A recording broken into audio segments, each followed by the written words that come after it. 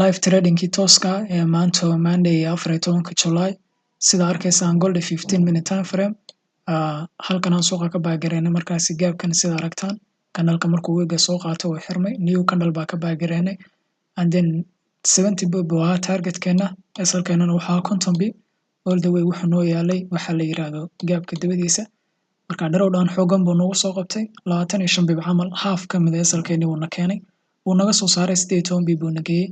oo profida walow san TB1 ka gaarin marka sida ugu macquulsaneed baan u manage gareynay 18 ka bib markuu na siiyo waa break fan gareynay faa'iido wax baan ka xiranay sababtoo ah khatar aad u weyn inay jirto markasta waa dareensanaa Monday-gana suuqa inta badan uu istiyaariyay dhaqaaqa aad u fiican ma jiro marka mar haddaan fursad inta la eegalnay in asalka inta la eegna laga soo saaray faa'iidana waliba nala siiyay waxa ku khasbanaa in trade-ka manage gareyno sidii baana dhacday alxamdulillah ku guuleysanay waxa way break fan buu soo saaray sida arkaysaan waliba hadda